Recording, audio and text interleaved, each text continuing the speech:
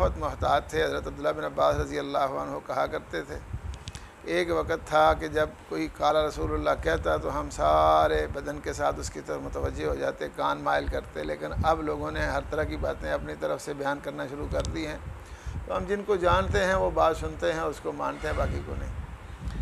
اور حضرت علی رضی اللہ عنہ کہا کرتے تھے کہ جب ہماری آپس میں بات چیت ہوتی ہے، ہمارے آپس کے معاملات کی، تو نبی پاک صلی اللہ علیہ وسلم نے فرمایا الحرب خدا، ہم مختلف چالیں چلتے ہیں، لیکن جب وحی کی بات یا نبی اکرم صلی اللہ علیہ وسلم کی رسول ہونے کی حیثیت سے رہنمائی کی بات ہوتی ہے، تو ہمیں آسمان سے گرنا یہ تو برداشت ہے، لیکن نبی پاک صلی اللہ علیہ وسلم سے سنی ہوئی کسی بات میں کوئی تبدیلی کرنا جانا یہ برداشت نہیں ہے۔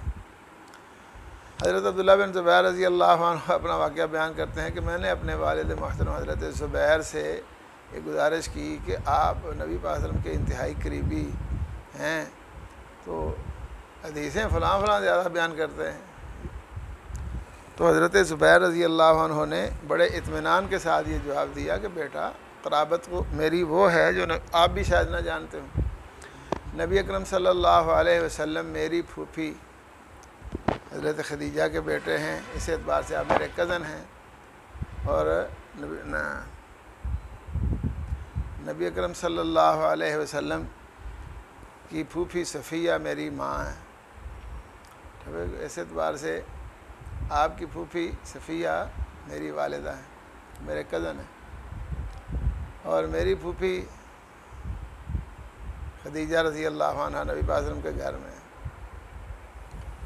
اور پھر میرے پڑنانا اور نبی پاک صلی اللہ علیہ وسلم کے نانا بھائی تھے، اور آپ کی ماں اسماء یہ میری بیوی ہے، اور اس کی بہن حضرت عائشہ رضی اللہ عنہ نبی اکرم صلی اللہ علیہ وسلم کی بیوی ہے، میرے ہم زلف بھی ہیں نبی پاک صلی اللہ علیہ وسلم۔ لیکن آپ سے ہم نے سنا تھا، آپ نے فرمایا من کذب علیہ متعمدا فلیتبوأ مقعدہ من النار، اس لیے ہمیں تو اجازت نہیں ہے، جو آپ سے سنا ہے یاد کیا ہے وہ آگے بیان کر رہے ہیں، لیکن اپنے پاس سے بنا کر آپ کی طرف لگانا جانا یہ ٹھیک نہیں۔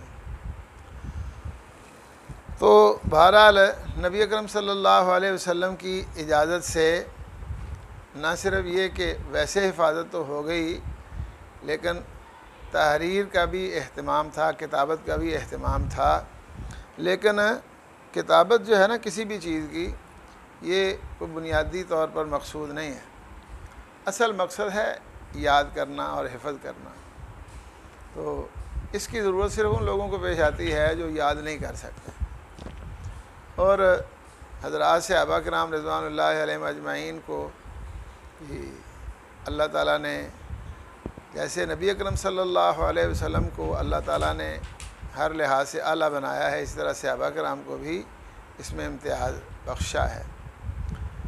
تو جن کی جو ہے نا یہ پوزیشن ہے کہ ان کے متعلق مشہور ہے احادیث زیادہ یاد کی ہیں، تو انہوں نے یہ بات بیان کی ہے کہ ایک تو یہ کہ ہماری مصروفیت اس طرح کی نہیں تھی جس طرح کے عام صحابہ کرام کی تھی، اور دوسرا یہ کہ دعا کر کے خود یا نبی پاک کی دعائیں لے کر ہم نے ایسی قوت حافظہ حاصل کی تھی کہ ہمیں لکھنے کی ضرورت نہیں رہتی تھی، لیکن اس کے باوجود وہی لوگ لکھنے والے بھی موجود ہیں۔ تو بہرحال یہ سلسلہ چلتا رہا، لیکن ضرورت اس بات کی تھی کہ ایک جگہ پر ساری احادیث جمع ہو جائیں، جس طرح کہ قرآن مجید سارا ایک جگہ پر لکھا گیا اس طرح یہ بھی ہو جائے۔ تو بہرحال کتاب سے صحف یہ حضرات صحابہ کرام رضوان اللہ علیہم اجمعین اور ان کے شاگردوں میں ماشاءاللہ چلتے رہے، لیکن امام بخاری رحمہ اللہ نے جب ساری احادیث جمع کر لیں تو اس وقت ان کا ایک مقصد تھا، جس طرح میں نے کل عرض کیا کہ یہ نہیں ہے کہ ایسے ہی محدثین نے احادیث جمع کر دی ہیں یا کتابیں لکھ دی ہیں۔ تو ادھر میرے پاس ایک کتاب تھی، پتہ نہیں اب بہت سی کتابیں یہاں سے چوری بھی ہو گئی ہیں، اللہ تعالیٰ ہدایت دے ان کو۔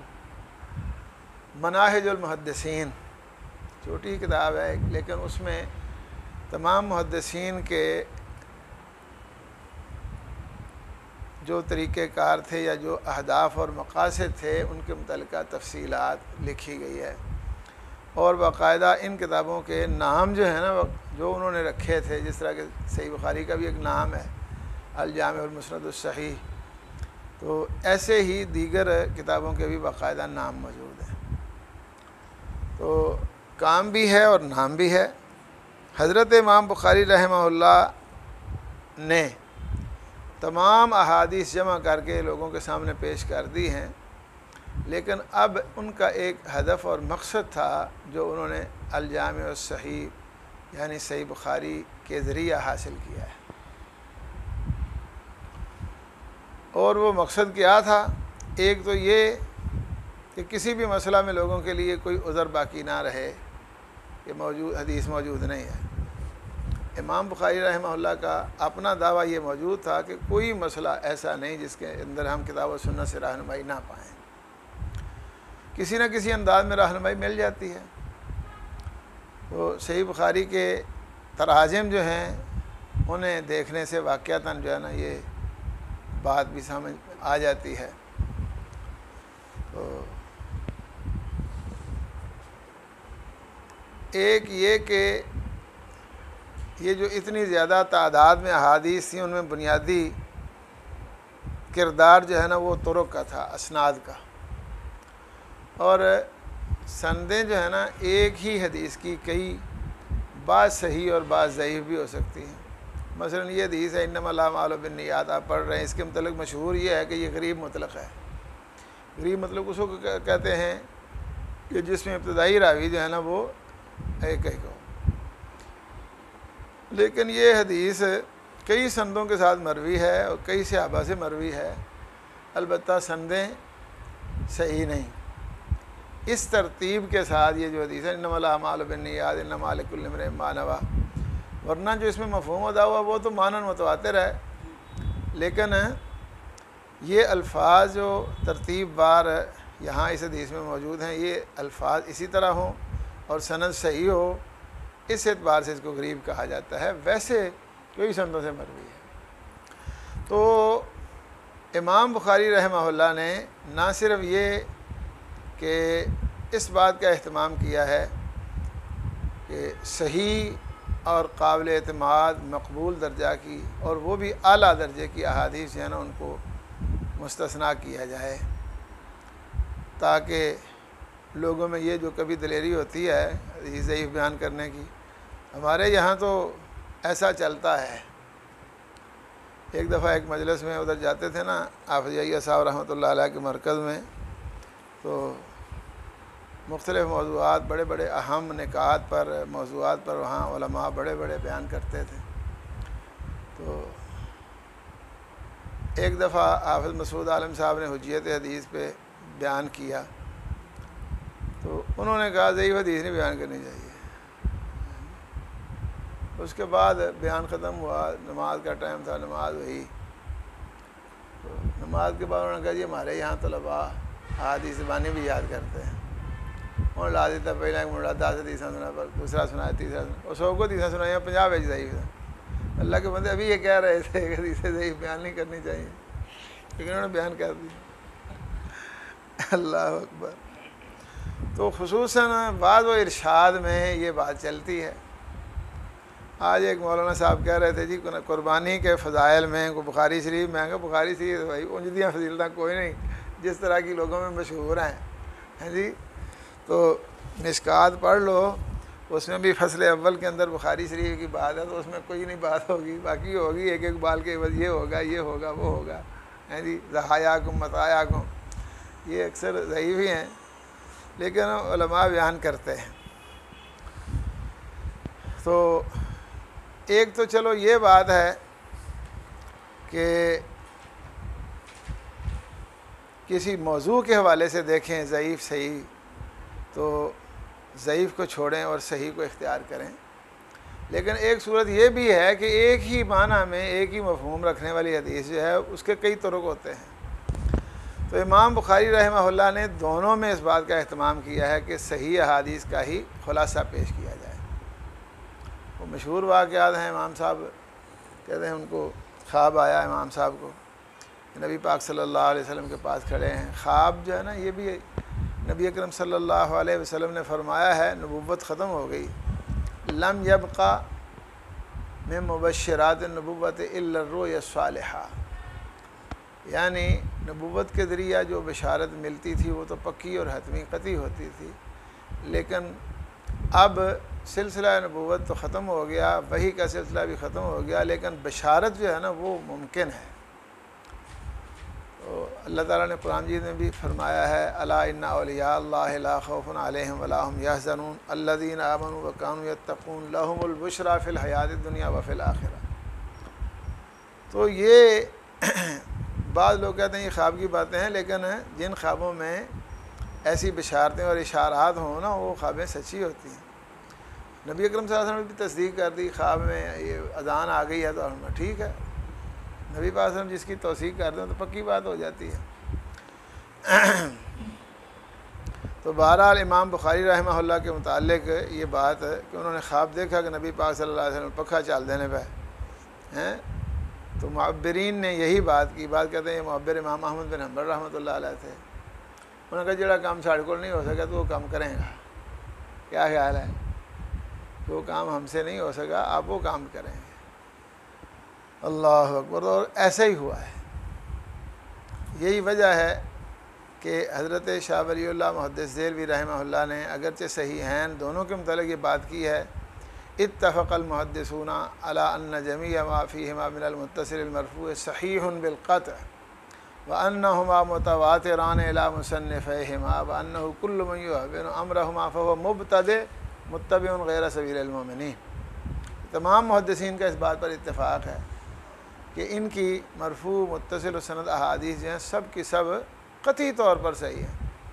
حالانکہ محدثین کسی حدیث کی صحت کا فیصلہ کرتے ہیں تو اس کو قطعی قرار نہیں دیتے، اسی طرح ضعف کا فیصلہ بھی قطعی قرار نہیں دیتے، لیکن محدثین کا اس بات پر اتفاق ہے کہ صحیحین کی تمام احادیث قطعی طور پر صحیح. اور یہ کہ صحیحین کا ثبوت درجہ تواتر سے ہے. ٹھیک ہے، اس لیے حضرت شاہ صاحب نے کہہ دیا کل من یحبن امرہما فہو مبتدع. جو بخاری کو احترام کے ساتھ نہیں پڑھتا یا سمجھتا یا دیکھتا وہ بدعتی ہے، سبیل المومنین سے ہٹ چکا ہے. اور پھر یہ خواب بھی معروف ہے کہ حضرت امام بخاری رحمہ اللہ کی کتاب الجامع الصحیح کے راوی ایک ابو زید ہیں. وہ کہتے ہیں میں ایک دفعہ مقام ابراہیم اور حجر اسود کے درمیان سویا ہوا تھا. اسی دوران مجھے خواب آیا، خواب میں نبی اکرم صلی اللہ علیہ وسلم میرے سامنے ہیں. تو آپ نے مجھے کہا کہ آپ دوسری کتابیں پڑھتے ہیں، شافعی کی کتابیں پڑھاتے ہیں، تو میری کتاب جو پڑھی کتاب کیڑی ہے جی؟ آپ نے الجامع الصحیح. اور حضرت شاہ ولی اللہ رحمہ اللہ نے بھی جہاں طبقات کتب احادیث کی تفصیلات پیش کی ہیں وہاں صحیحین اور پھر ابو داود اور ترمذی کے متعلقہ تفصیلات جو پیش کی ہیں وہ بھی ان کے مقاصد واضح کرتی ہیں. تو امام بخاری رحمہ اللہ کا مقصد کہ صرف کسی کتابچے کا اضافہ نہیں تھا، بلکہ ان کا مقصد اگرچہ عام محدثین نے یہ بھی لکھا ہے کہ امام صاحب نے اس طرح کتاب مرتب نہیں کی تھی جس طرح اب ہمارے پاس ہے.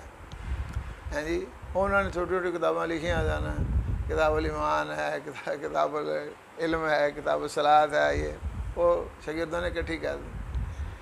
کسی کے شاگرد اتنے سعادت مند سمجھدار ہوں تو پھر یہ ایسا ہوتا ہے نا، وہ پھر استاد کو پابند نہیں کرتے کہ آپ نے یہ کام کرنا ہے جی، نہیں جی تسی کرو جی، اس واسطے ایسی کریں گے تو کوئی کی سمجھے گا جی تسی کرو جی آپ جی. بلکہ وہ شاگرد جو ہے نا وہ کرتے ہیں وہی کام جو ہو چکا ہوتا ہے، صرف اس کی ایک جمع بندی اور ترتیب ہوتی ہے. تو بہرحال یہ بات مجھے اتنی اچھی نہیں لگتی کہ اس سے پہلے جو کتابیں ہیں آپ دیکھیں موطا امام مالک ہے اگرچہ اس کے راوی بہت زیادہ ہیں لیکن پھر بھی یہی ایک انداز ہے کہ امام مالک رحمۃ اللہ علیہ نے وہ مرتب کی ہے اور پیش کی ہے. اور یہ امام بخاری رحمہ اللہ ان کا مقصد ایک تو یہ کہ کسی بھی انسان کو اس کی زندگی میں پیش آنے والے جتنے بھی مسائل ہو سکتے ہیں ان میں کتاب و سنت سے رہنمائی. اور اس کے لیے چونکہ پہلے ادوار میں جیسے ہم ذکر کیا کہ احادیث کا ذخیرہ جمع مکمل موجود نہ ہونے کی وجہ سے اجتہاد کرنا پڑتا تھا اور مسائل بن جاتے تھے جس کو لوگ بنیاد بنا کے آج کل بھی اڑے ہوئے ہیں کہ اختلاف کرنا، لیکن امام صاحب نے ختم کر دی بات۔ میں نے کل یہ غالباً آپ کو بتا دیا تھا کہ یہ دیکھیں کہ امام بخاری رحمہ اللہ کے بعد ان کے اپنے نام پر یا ان کے کسی شاگرد کے نام پر کوئی نیا دھڑا اور فرقہ متعارف نہیں ہوا، پہلے تھے حالانکہ چاہتے وہ بھی نہیں تھے۔ تو بہت بڑا انقلاب ہے دنیا کے اندر یہ کہ حالانکہ چاہیے تو یہ ہے نا کہ امام بخاری کے نام پر کوئی پارٹی بنتی، لیکن نہیں۔ اللہ اکبر۔ تو میں عرض کر رہا ہوں کہ یہ صرف ایک کتاب کا اضافہ مقصد نہیں تھا، بلکہ لوگوں کے سامنے ذخیرہ حدیث پیش کر کے پھر اس میں سے صحیح احادیث کا خلاصہ اور پھر ان سے مسائل کا استنباط۔ تو امام بخاری رحمہ اللہ نے اس لیے تراجم کا اہتمام فرمایا ہے۔ تراجم کے مقاصد بھی کئی ہیں، لیکن بہرحال مقصد ان کا یہی ہے کہ اس حدیث سے یہ مسئلہ بھی ثابت ہوتا ہے، یہ بھی ثابت ہوتا ہے، یہ بھی ثابت ہوتا ہے۔ ایک ایک حدیث سے 10 10 20 20 40 40 مسائل امام صاحب نے پیش کر دیے۔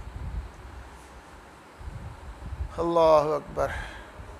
تو امام بخاری رحمہ اللہ کا ایک یہ مقصد ہے کہ ایک تو صحیح ذخیرہ حدیث لوگوں تک پہنچے، اور ان میں سے جو صحیح ترین احادیث ہیں ان کا مجموعہ تیار ہو، اور ان سے پھر وہ سارے مسائل حل کیے جائیں جو کسی بھی انسان کو اس کی زندگی میں پیش آ سکتے ہیں۔ تو جہاں تک پہلی بات ہے اس میں تو علماء احناف نے بھی اس حقیقت کو تسلیم کیا ہے۔ یہ علامہ ذیلعی صاحب نے ہدایہ کی تخریج کی ہے، اس کی احادیث کی نصب الرایہ میں، امام ذیلعی کی یہ کتاب معروف ہے، اس میں انہوں نے اس موضوع پر بات کی۔ امام بخاری رحمہ اللہ کے بعض استدلال بڑے ہی لطیف ہوتے ہیں اس مسئلے پر۔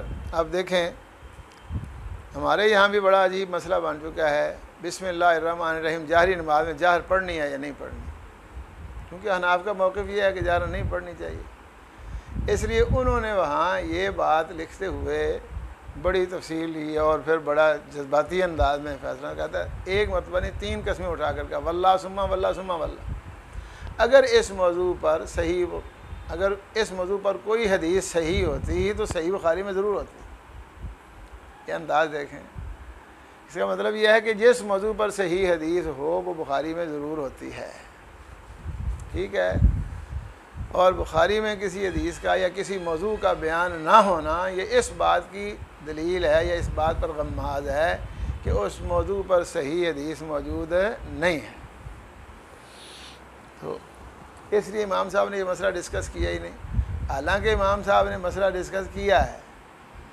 کتاب الصلاۃ پڑھیں تو نماز کا آغاز ہے، رفع دین کا مسئلہ بیان کیا، اس کے بعد ہاتھ باندھنے کا مسئلہ بیان کیا، صف بندی کا مسئلہ بیان کیا، اس کے بعد امام صاحب نے ما یقرأ بعد التکبیر۔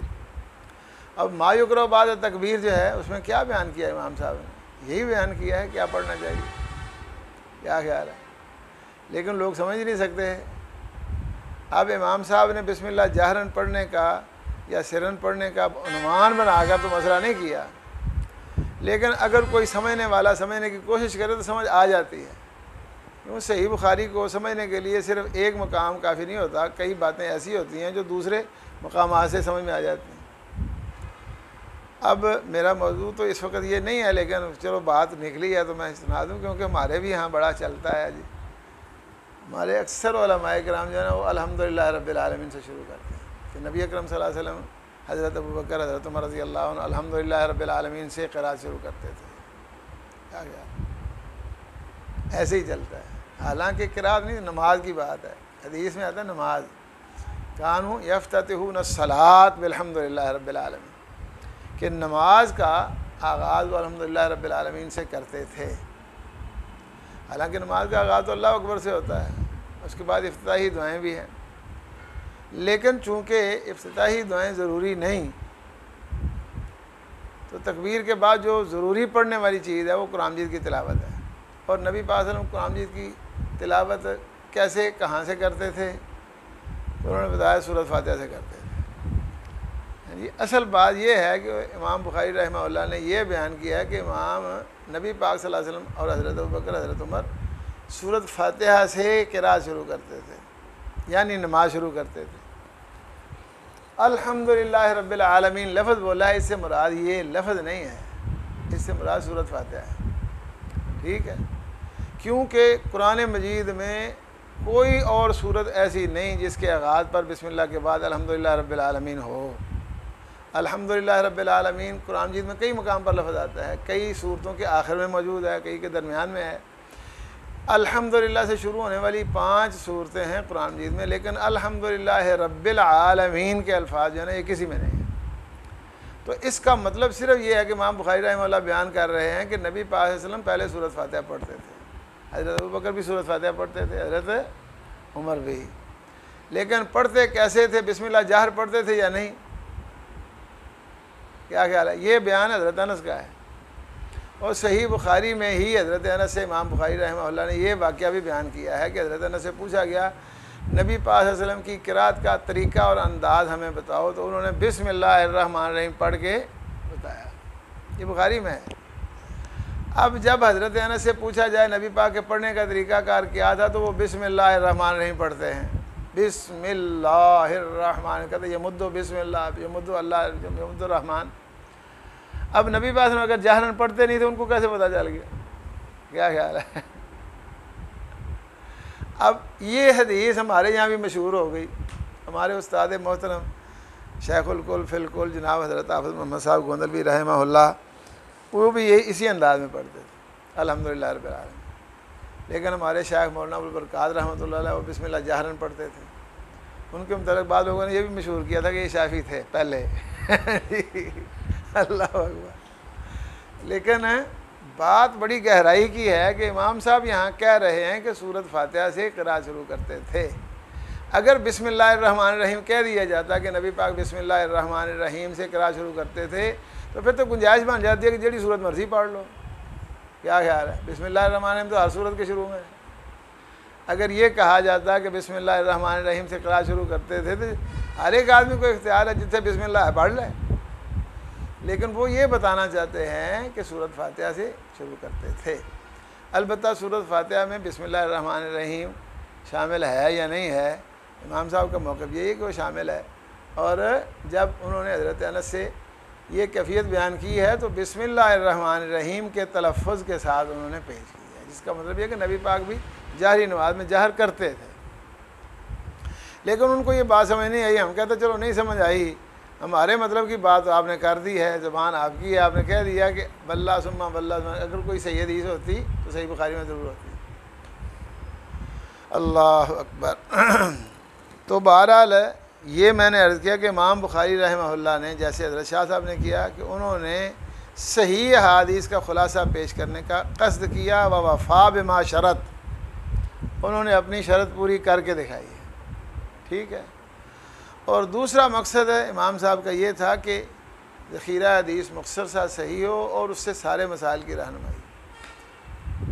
اور کمال یہ ہے کہ دیکھیں صحیح بخاری میں باب و حکم المفقود فی اہلہ و مالہ، ایک شخص مفقود الخبر ہے، گم ہو جاتا ہے، اس کا کوئی پتہ نہیں، لاپتہ ہے، کہاں ہے کہاں نہیں، لیکن اس کا مال ہے، اس کے اہل و عیال ہیں، ان کا کیا کیا جائے گا؟ اللہ اکبر۔ مال کی بات تو چلو کم ہے، لیکن اہل کی بات جو ہے وہ زیادہ ہوتی ہے۔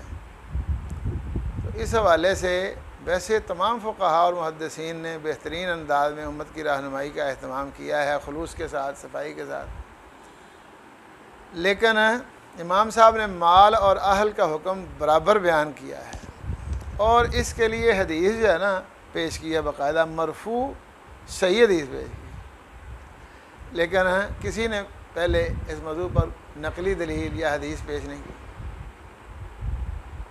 یہ کتنی بڑی بات ہے۔ حضرت امام ابو حنیفہ رحمہ اللہ یا احناف یا دوسرے بہت سے علماء اور فقہاء، ان کا موقف یہ ہے کہ جب تک اس شخص کی موت کا یقین نہ ہو جائے اس وقت تک اس کا مال تقسیم نہیں کیا جائے گا، اور اس کی بیوی اسی کی بیوی بن کر رہے گی، اور اس کے لیے انہوں نے مدت کے تعین کا یعنی اپنے اجتہاد کی بنیاد پر فیصلہ کیا تو کسی نے کہا کہ اس شخص کی عمر 120 سال ہونے تک انتظار کیا جائے، ٹھیک ہے، کسی نے کہا 110، کسی نے 90 سال کہہ دیا۔ ہمارے ہاں یہ بھی بڑی عجیب بات ہے کہ کتابوں میں بات یہی لکھی ہے جو میں نے کی ہے، لیکن ہمارے یہاں مشہور ہے جی حنفیاں نے 90 سال انتظار کرے بی بی ہوتی، یہ کسی کتاب میں نہیں لکھا ہیں۔ ایک دفعہ درس بخاری تھا حضرت آپ صاحب کے بعد جامعہ محمدیہ میں مولانا عبداللہ صاحب نے ایک مرتبہ درس دیا، تو پنجابی درس دینے ٹھیٹ صاحب، اس سے پہلے حافظ عبد المنان صاحب رحمۃ اللہ علیہ نے فقاہت بیان کی، مولانا رفیق سلفی صاحب مولوی صاحب کہنے لگے ساڈے مدرسے میں جویں تقریراں ہوندیاں نے پورے ملک اس طرح دیاں تقریراں نہیں ہو سکتیاں۔ تو اس کے بعد پھر انہوں نے درس دیتا، درس دینا یہ دن تو حنفی آندے نے کہ بندہ جو گواچ جائے تو بی بی 90 سال انتظار کرے، اور میں پوچھنا 90 سال بی بی نے انتظار کر کے نکاح کدے راستے کرنا ہے؟ ہڈیاں پھیانا سے کرنا تو دیکھو جی یہ بڑے آدمی ہیں جی، تو بات کیسی کر رہے ہیں، لیکن مشہور بھی ایسے ہی ہے، یہ بات ایسے نہیں 90 سال ہیں، ہاں وہ ٹھیک ہے، لیکن بہرحال اس میں مجتہدین اجتہاد ہی کرتے رہے۔ جو میرا نقطہ نگاہ ہے نا یہاں اس وقت یہ ہے کہ سب نے اجتہاد ہی،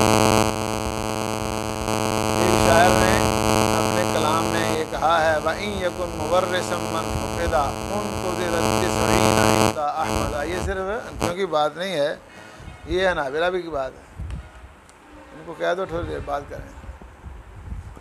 إِن يَكُن مُوَرِّثًا مَنْ فُقِدَ أُنْتُظِرَ